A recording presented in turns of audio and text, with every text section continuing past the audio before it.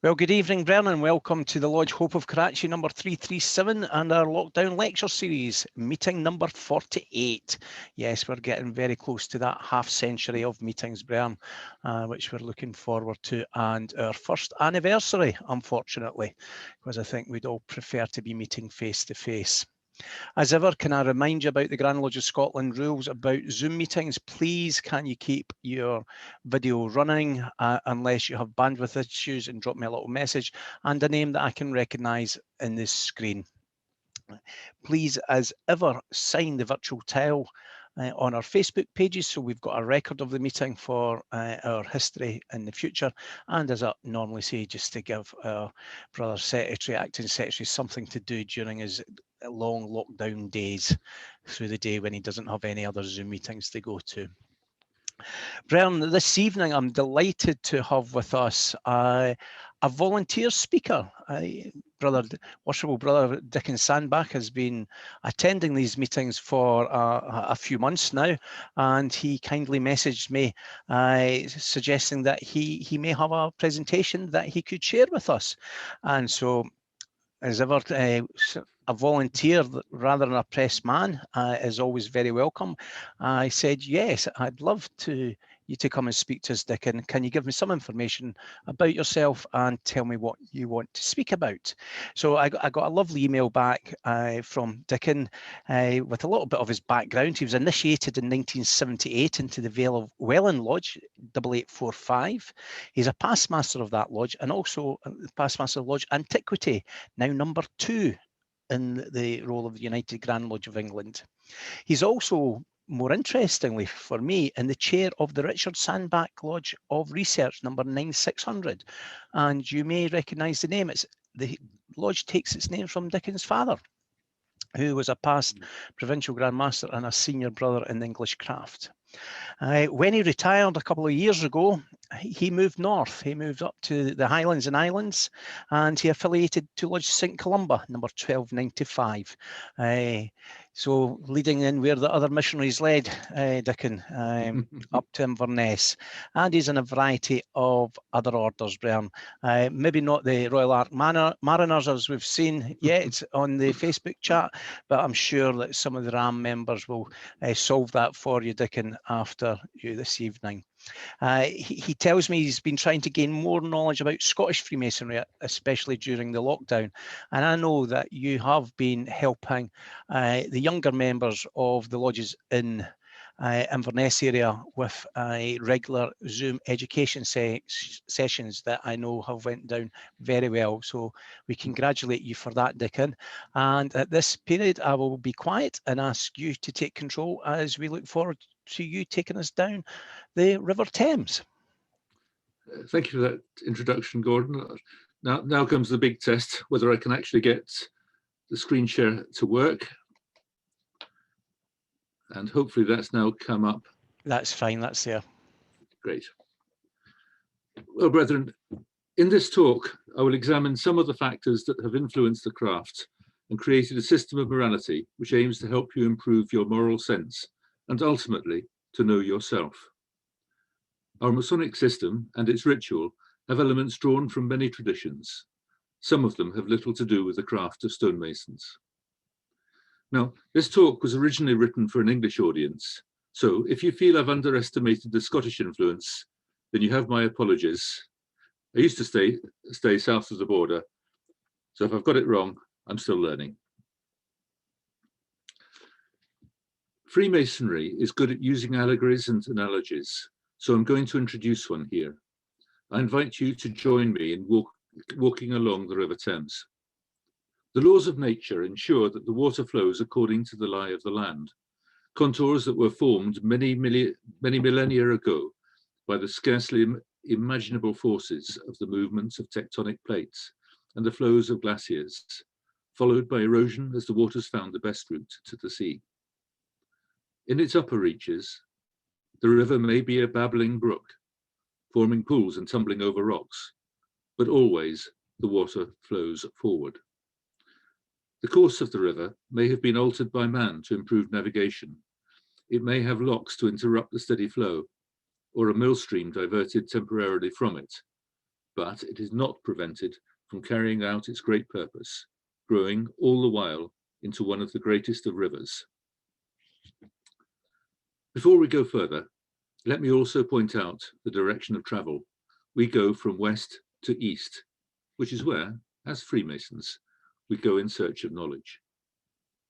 Now, let us build our analogy, starting with faith, which is and was fundamental to life in general and the craft in particular. Faith may be represented by the Thames basin. So let us find the source.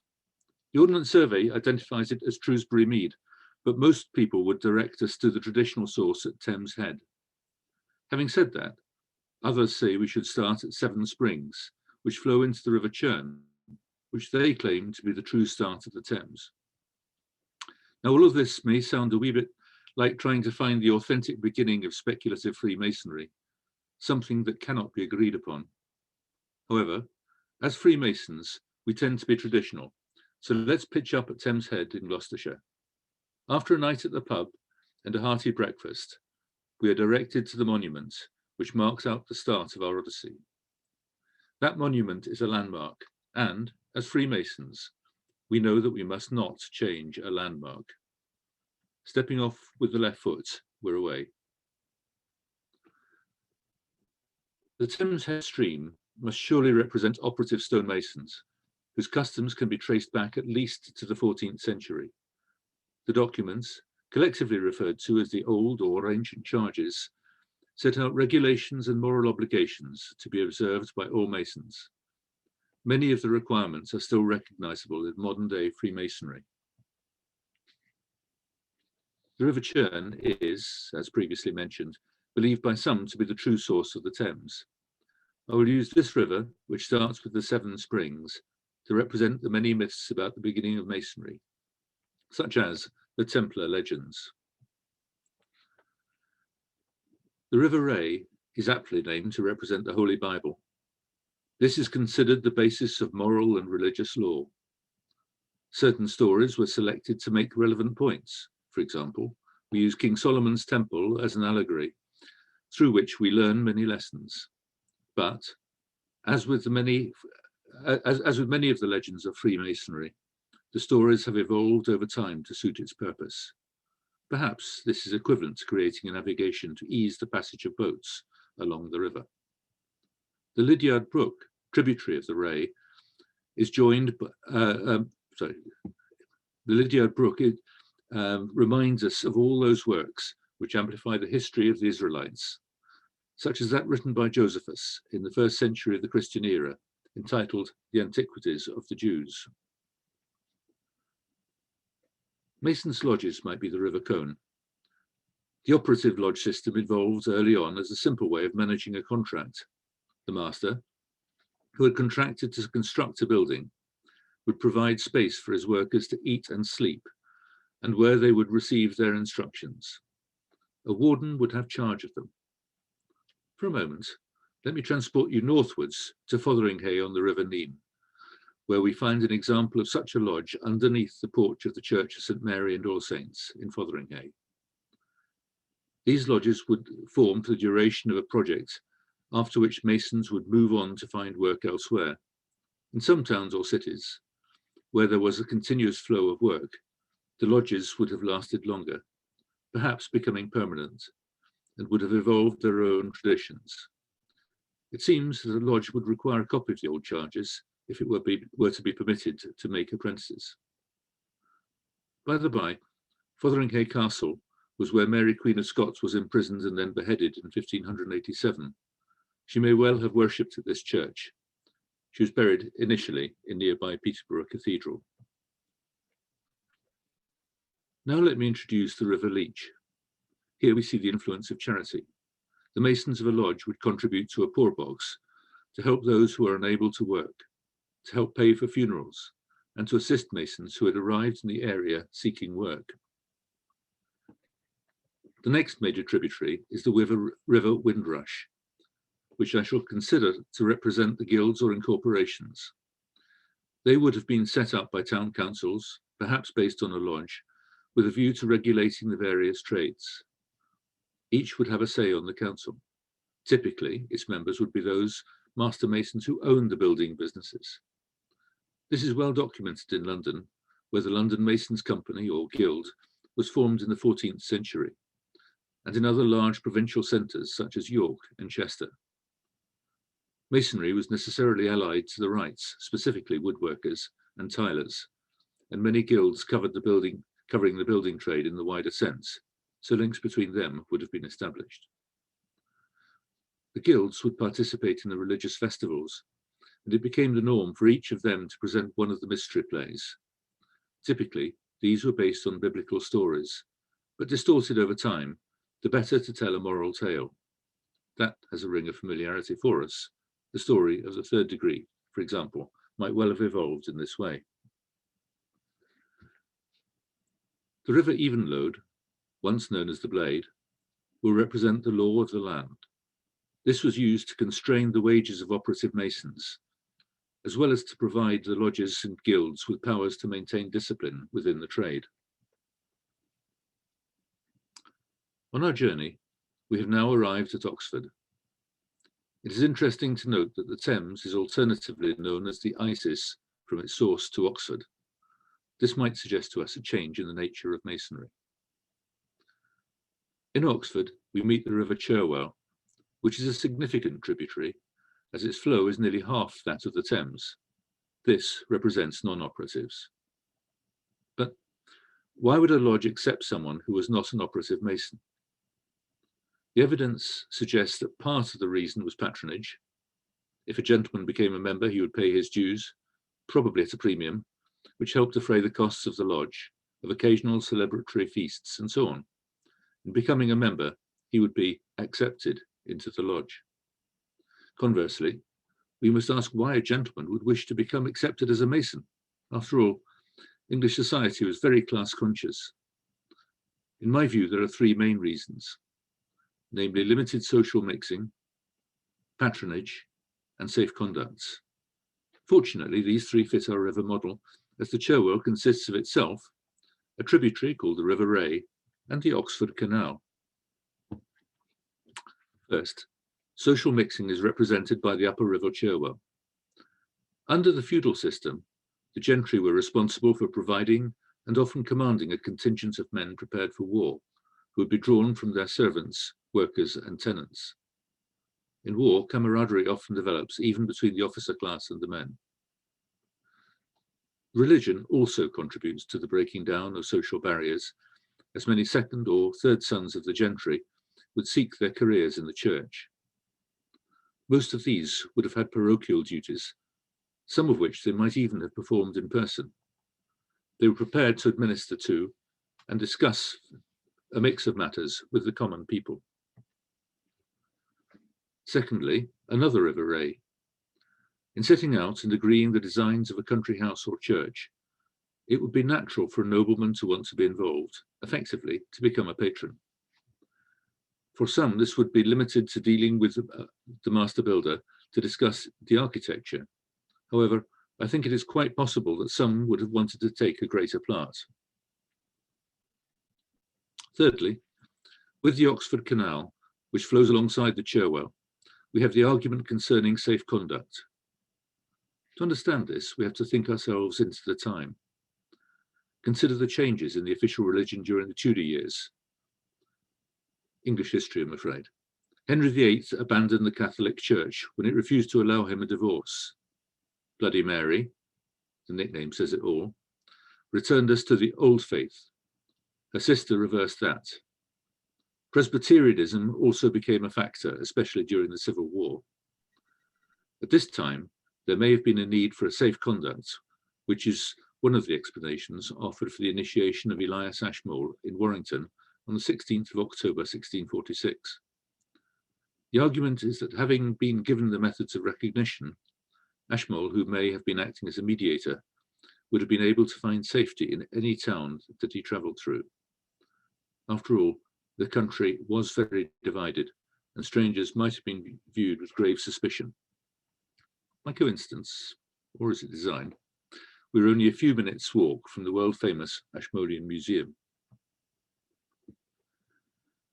As we walk on, we pass through the Goring Gap, where the river parts from its ancient course. Its route leaves the chalk bedrock behind and moves towards the London clay. This represents not just a change in the river, but also in the nature of masonry.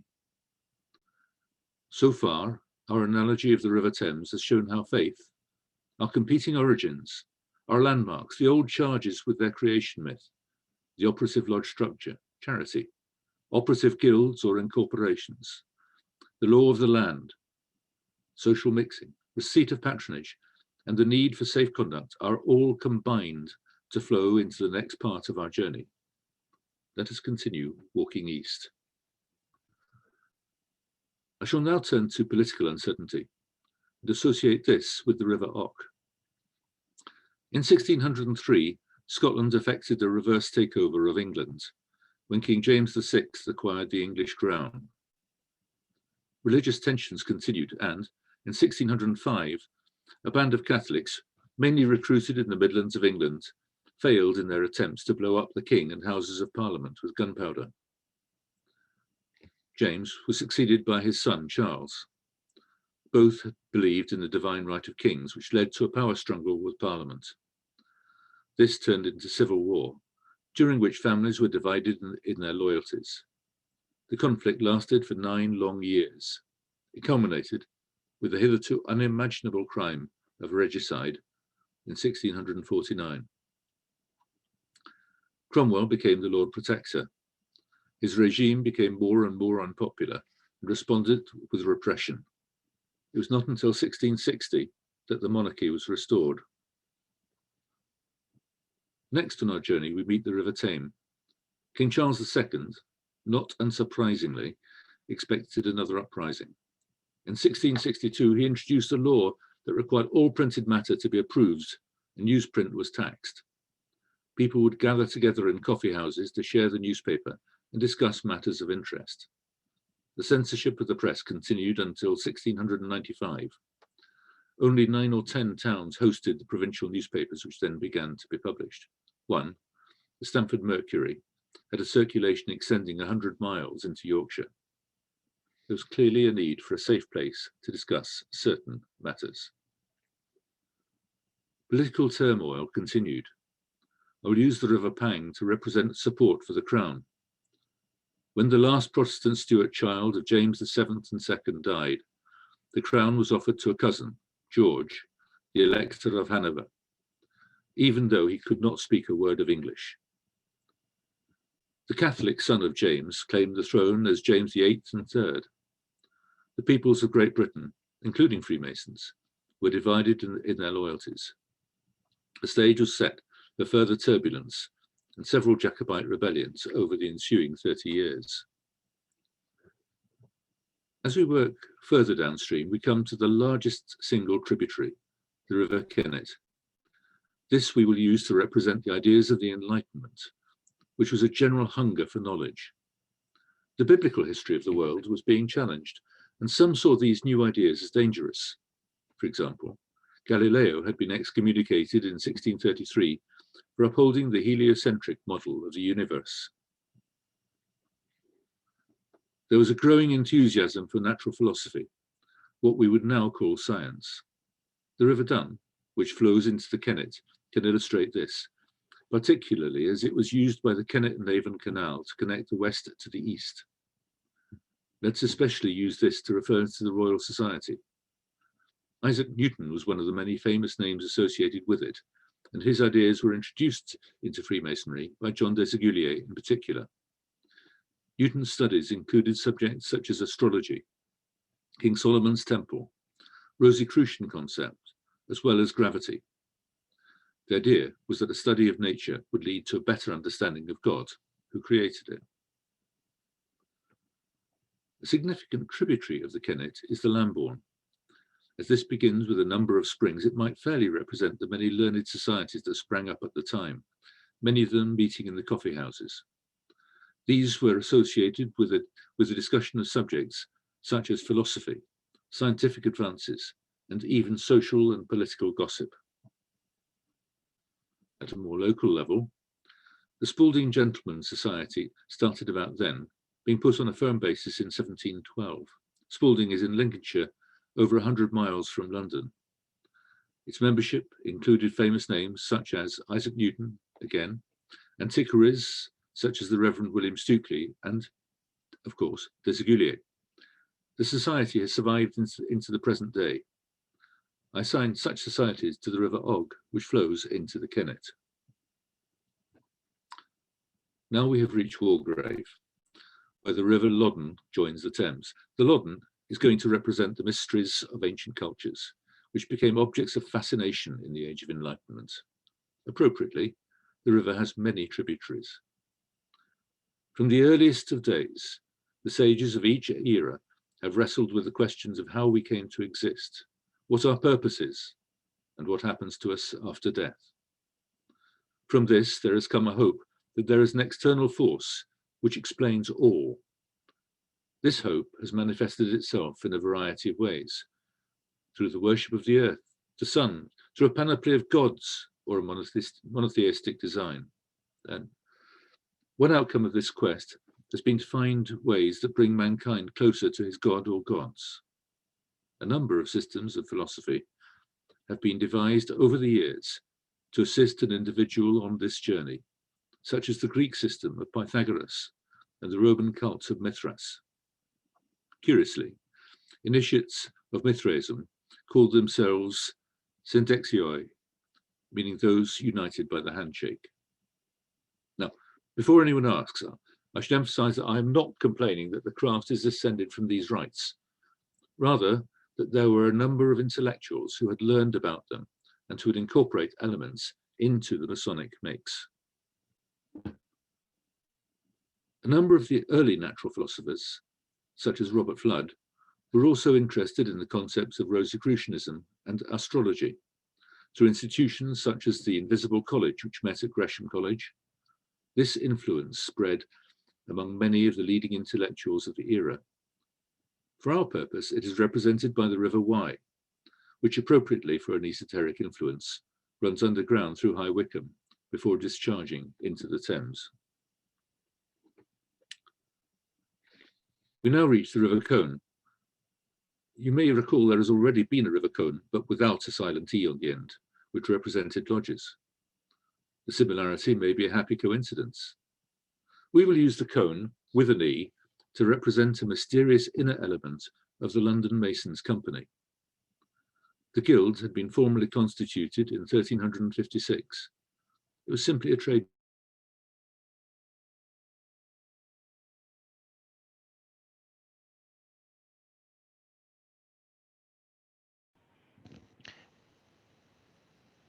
Dickon, I think we've lost your sound.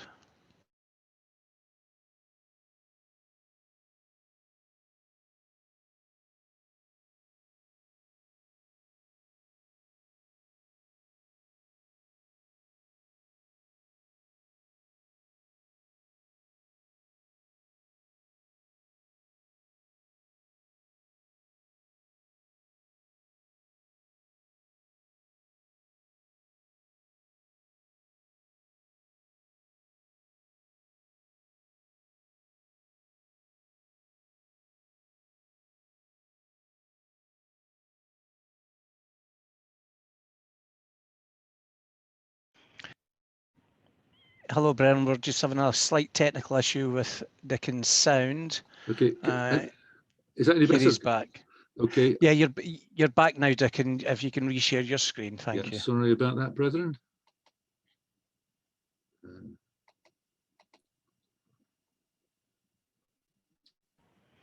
Does that come up? Yep, that's perfect. Thank you. Good. Okay. So we're on the River Colne, the second of that name.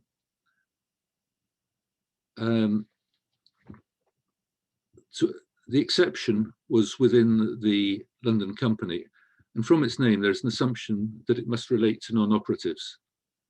In 1621, its records show that it had obtained revenue from the making of 7 liverymen into masons. The fee was 10 shilling, which is equivalent to about 4 weeks' wages for an average stonemason. So we can deduce that this was open to only to gentlemen or to wealthy merchants. In 1677, the guilds were formally incorporated, becoming the Worshipful Company of Masons, and the exception appears to have declined. I suspect that the members were made unwelcome and formed or joined the old Lodge of St. Paul's, which later became known as the Lodge of Antiquity, now number 2, the oldest of the 4 lodges which formed the Grand Lodge of London and Westminster in 1717. The lodge has its own copy of the old charges, dated 1686, which it is believed to have owned from new. This fits, not uncomfortably, into the scenario I've suggested. The River Colne is curiously appropriate for this mysterious element in Masonic history, as its spring is where 2 underground streams come together, unseen. The River Fleet flows underground through London. It also acts as a sewer, and might therefore be an appropriate symbol for the dreadful Great Fire of London of 1666, which followed the plague. The fire raged for 4 days, destroying a large part of the city. A programme of renewal was started. We will associate this with the River Lee. Christopher Wren was given a key role. Many of his designs reflect classical architecture of the sort we are familiar with from our 2nd degree. One happy consequence was to bring together masons, architects, and others, which would energize the creation of speculative masonry. They would have come together from the 4 countries of Great Britain and Ireland. This must have helped to meld the various Masonic traditions. Now, 1717 was not the start, but something did happen then. It was an important stepping stone in the evolution of speculative Freemasonry.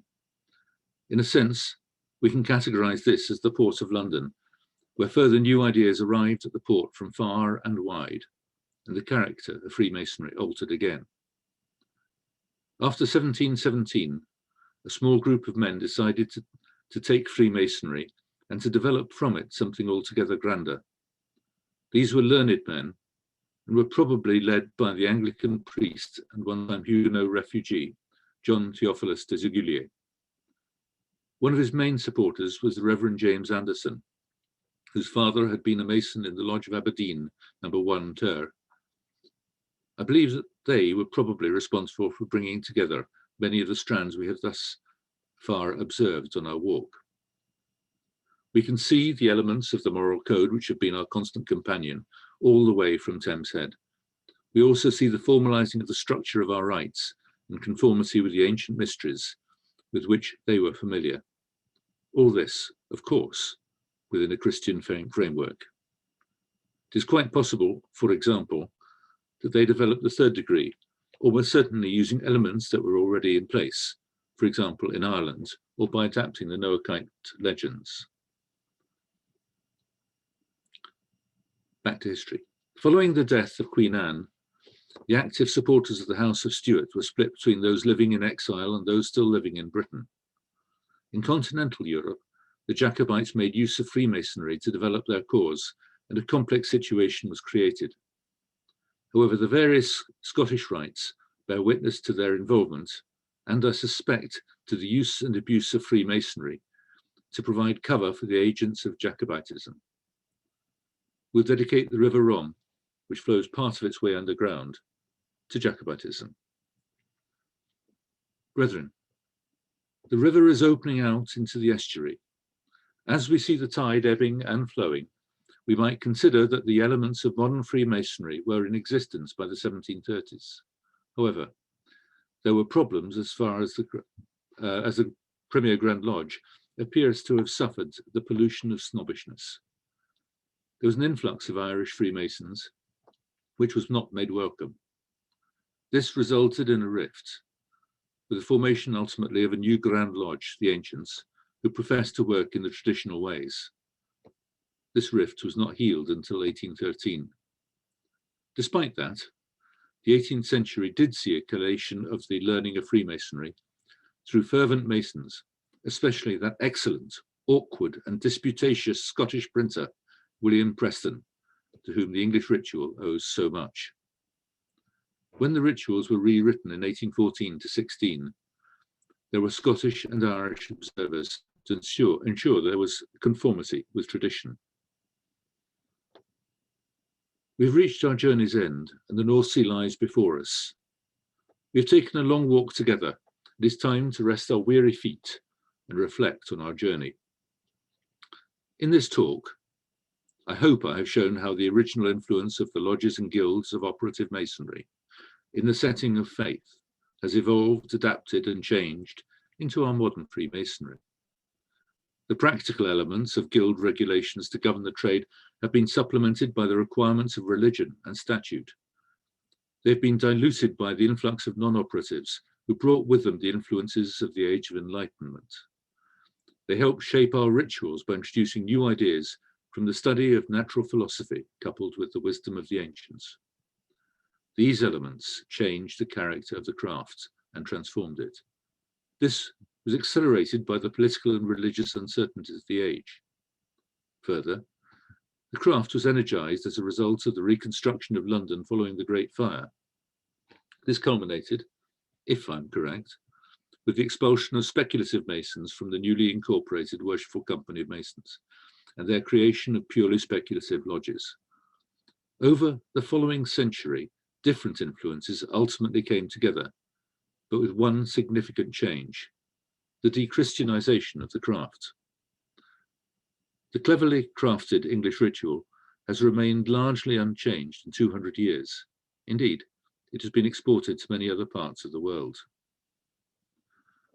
Brethren, I put it to you that if you examine a glass of water taken from the Thames in London, whilst you may know about the myriad of different sources, you will not be able to tell where each drop began its journey. The waters have mixed and blended into a single whole. We only see what it has become.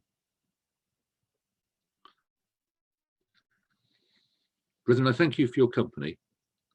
I hope to have both quenched your thirst for knowledge and created in you a hunger for more. Either way, it is time for an allegorical visit to the pub.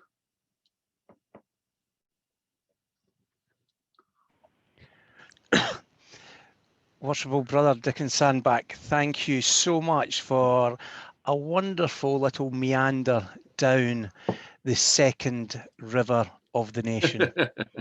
You see, or potentially the third, because we've got folk from Speyside and Tayside here. But I think we all enjoyed what we've heard from you this evening and how you brought that journey from the heart of Englandshire down to the Thames Estuary. I do know, Dickon, that there are some questions. They were sprouting up in the chat as we were going along, which is really positive. And I think some of the questions do call for speculation on your behalf. So please feel free to speculate. As I invent with the best of them. Right. It's raining in Edinburgh. Yeah, we've got that one. I would like to go to Florida or Texas where it's not raining. Yeah. So, and some Brenner having power cuts. So, right. From Eagle Earl Mortensen for you, Dickon. Question: as we read of UGLE, it looks like lodge history prior to 1717 is all gone in England. Sorry for my lack of knowledge, except for Scottish Freemasonry. Why do you think that is the case? The problem with English Freemasonry is the complete lack of records. In Scotland, the Admirable William Shaw created a need for minutes to be made of meetings. There was no such thing in England, and we really don't know what went on. There are clues, and one thing I will add here is that we know different things were happening in different parts of the country. So what was happening in Bristol was largely influenced by Ireland. Things that were happening in the far north, such as Newcastle, were often influenced by Scotland. But okay. we have to guess at what the situation was in England, and to some extent, the best way we can do that is by looking to Scottish history and taking that as a clue. And I think we've still got so much more to discover, and evenings like this certainly help that. We've got a point from, or a statement from Barry Wilkes about one of your statements. Good point about Ashmole, who was a royalist artillery officer who was initiated and associated with parliamentarians. For any of you who like romantic TV fiction, a discovery of witches on Sky TV just now, Brian, has got Ashmole at the centre as one of the central themes of the witches and the werewolves and the vampires and everything that's going there. So a little bit far-fetched, but if you like a good drama with a wee bit of romance and a wee bit of fiction flung in, I would recommend a discovery of witches for you. Well, one of the interesting things about Ashmole's initiation was that one of the others present was his brother-in-law, who was a parliamentarian. Yeah, they were all mixed up, weren't they?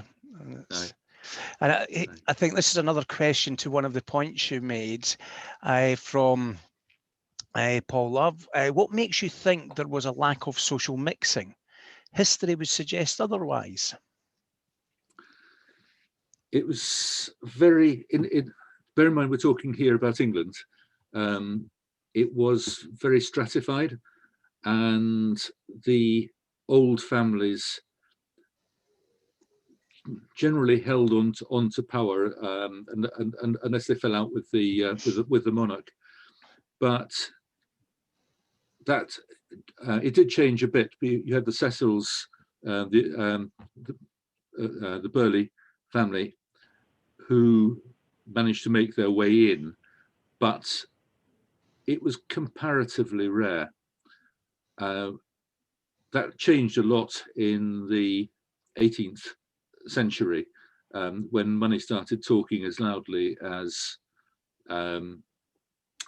old family names, with the Industrial Revolution. But to me, in England, there was not that much by way of social mixing. Okay, thank you. Barry Wilkes has got another question. Can you say a bit more about the evidence that exists that speculatives, which were later discouraged by the London Masons Guild? Do you have a source for that? There's very little information on this, so speculation can be justified. The problem is there are only half a dozen references in extant minutes of the London Company which make reference to the acception.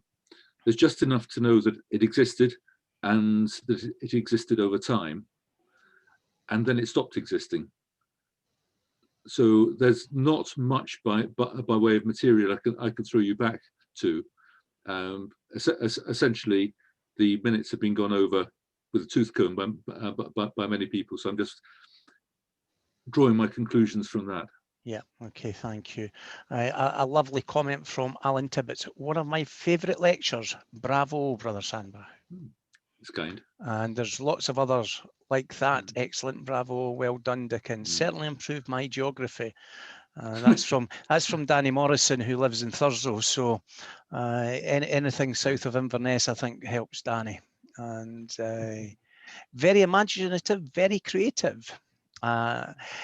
Another question: was Freemasonry at some time in its history exclusively Christian, and if so, when? Again, we take presumption. I would say it was certainly up to the middle of the 18th century, if not the end of the 18th century. Basically, the assumption is because it was expected. The country was Christian. Virtually everyone within it was required to be Christian, and the fact that the various different sects of whether it's the Anglican, Protestantism, Presbyterianism, or the Catholics, sort of it chopped and changed, made not much difference, but there was an assumption that everyone would be Christian, and therefore every organisation within it was effectively required to be Christian. Yeah, again, history and its quirks, I suppose. Lots more congratulations, excellent presentations, etc., etc. There's a lovely comment though from Brother Ian Waugh, who, like myself, is a past substitute provincial Grand Master of the province of Fife and Kinross, and he reminisces about one of our four previous substitute provincial Grand Masters, Brother Ivor Williamson. Thank you. On a personal note, it made me think of Brother Ivor Williamson. Anyone who knew him will no doubt have seen the same parallels as myself. I don't think there's many people, maybe 3 or 4 on here, that will remember Ivor. Ian, Robert does, I'm sure. Bob does. But yeah, I think I see what you mean, sir. Excellent lecture. Congratulations. Very interesting and informative. Tim, a lovely comment. Plenty of drama at my house and witches, sadly no romance. Well, that's what Sky TV is all about, Tim. Interesting and nice lecture given in a way that is open to discussion. Thank you, Brother Dickon. A wonderfully imaginative presentation. And on that comment, Dickon, I will thank you once again on behalf of the members of the Lodge Hope of Karachi and all our guests here this evening at the 48th lockdown lecture. It's been a great pleasure to have you here this evening, front and centre of the camera and not in your normal pose, lying back and being entertained and educated. So thank you once again on behalf of us all. It's nice to be able to pay something back. No, We owe you a lot. No, thank you. Bren, at this stage, can I thank everyone who attended our lockdown symposium, Masonic Esoterica. Bren, we had 79, Bren, during the 4 hours on Saturday afternoon. It did eventually upload to our YouTube channel. There were 5 speakers, all very different in what they were presenting, all very interesting, all of a certain level of depth, and one was very in-depth, Bern, and particularly the one about astrology. And I would recommend that you take the time, maybe do it lecture by lecture if you have a spare 40 minutes over the weeks ahead to go into that and have a look at it. Very worthwhile. On the back of that, we've set up a poll on our Facebook pages, Bern, because we think that we could probably host another Saturday afternoon session in a couple of months, and we're asking for any subjects that anybody would be interested in, subjects that we can make an afternoon of. And if you have got anything, please let us know, and we'll try to help with that. Next week, Bern, as we get closer to the romance of Valentine's weekend, we will welcome back one of our overseas speakers, Brother Rolf Kyle, who spoke to us about the history of Freemasonry in Germany up to and including the Second World War. Brother Rolf's going to come back and talk to us about the development of Freemasonry from the Second World War to the present day. And I think that will really round up that story from the late 1600s, early 1700s in Germany through to the 21st century. So I would encourage you all to come along next Tuesday to witness Rolf's second presentation. Worshipful Brother Dickon Sandbach, once again, thank you so much, sir, for your services this evening. And I'm sure many of us will be getting Atlas out or the AA roadmap to find out where all these rivers and tributaries are. And probably more importantly, the Michelin guide to find out where the good country pubs are when we take the virtual sojourn. Brian, please unmute yourselves and say your thank yous and congratulations to Dickon for this evening. Thank you, Brian. Absolutely, Dickon. Very well. Thank you very much. Thank you very much. Very much. Very well. Excellent, Dickon. Thank Thank you very much. Enjoyed You too, good. Well done. Well done. Very good. Thank you. Good one, Thank you very much. Excellent performance. Absolutely brilliant. Thank you very much. Where do you find all these people? Very nice. Oh, well, that's my secret. I'm not telling you. Thank you very much, Dickon. Never known about that was a wonderful tale to carry the message of Freemasonry. Thank you very much. Thank you, Alan. That's kind of you. Thank you very Thank you much. for an Dickon. excellent- Brilliant. Thank you, Dickon. Enjoyed it. Thank you very much. It was a wonderful lecture. Thanks very much, Dickon. Thank you very much. Brother Dickon, did you walk on water all the way doing that or did you get a boat? I've never done it myself, but next time I'm going to make sure I take the boat. Thank you, Dickon. Very enjoyable lecture, really enthralling. Thank you. Thanks again, Dickon. Very enjoyable as usual. See you, Alex. Yeah. Good night, brother. See you next week. Good night. Thanks, Gordon.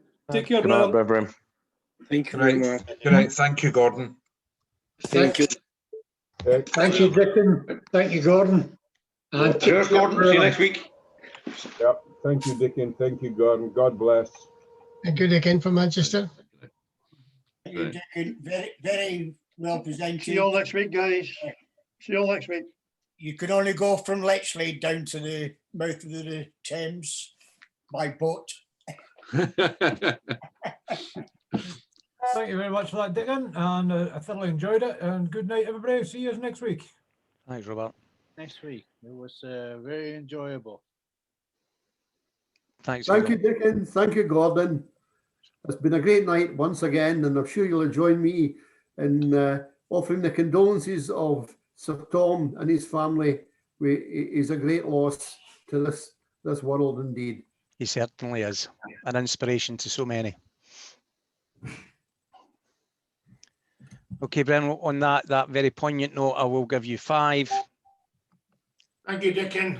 Thank you, Dickon. Thank you. Thank you, Dickon. Thank you, Gordon. Thanks And very 4, much, Bren. boys. Good Nice to night. meet you.